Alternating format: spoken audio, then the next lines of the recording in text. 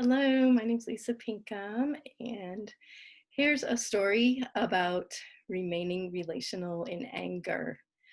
And that doesn't even sound possible at all, but I'll explain a little bit before I tell my story.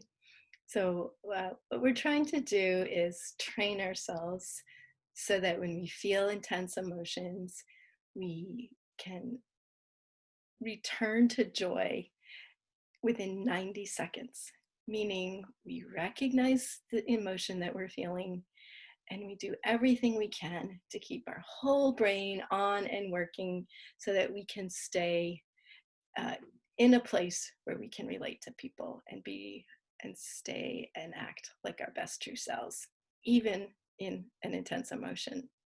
So when we talk about returning to joy, what we're really talking about is being able to stay and remain relational, because we're defining joy as the feeling of being glad to be with someone.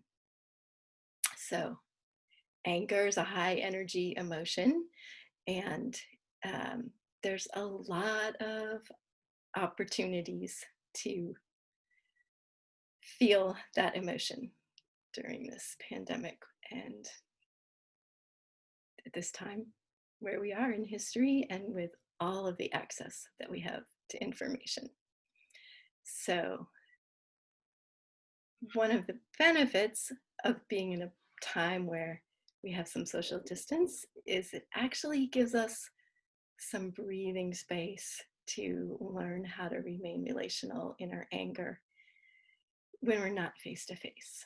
So, my story is about trying to have interactions over um,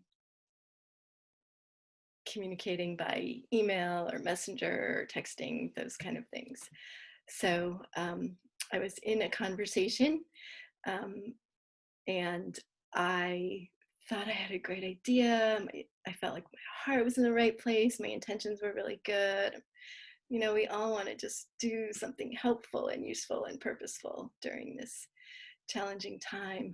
And so I sent out an idea and a request, and the response I got back was felt very harsh to me, and I could tell that I was misunderstood, and I felt like I was being asked to do something that was irrational or beyond my um, responsibility or capability of doing. And I just anger was just rising up in me, and I felt my fist clench and my jaw tightened and all my muscles tightened up, and I had thoughts like, "Are you kidding me?" And I just wanted to do something, say something that would just attack back, because I felt attacked and I felt falsely accused. And since I was by myself, I had the option and the opportunity to wait. So I took a deep breath and I noticed all those things that I was feeling in my body. And I could name my anger. I knew I was feeling angry. And I very quickly shifted from anger to feeling sadness. And I think that because I have been able to feel and recognize all the losses that we're experiencing, I was able to more quickly shift from anger to sadness. And so then I stopped and felt my sadness. It's just kind of this heaviness here in my chest. And it shifted into just feeling compassion and recognizing how hard it was for me, how hard it was for the person I was communicating with, and heard the phrase in my head, people, hurt people.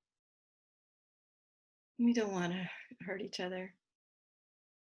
So I was able to recognize, yeah, I don't want to hurt anybody, and I know people don't want to hurt me deep down.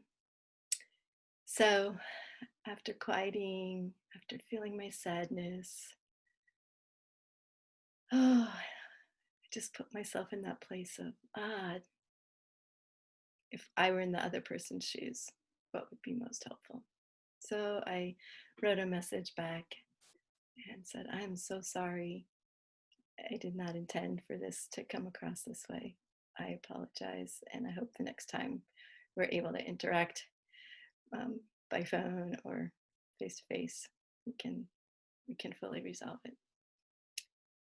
And just felt peace, felt relaxed in my body. My mind stopped racing. My mind stopped defending myself or thinking critical thoughts, and really just was able to recognize this is such an important time to be gentle and tender with ourselves and each other. So that's my journey, and one of the ways I'm trying to be relational in the midst of feeling angry. Hope it goes well for you.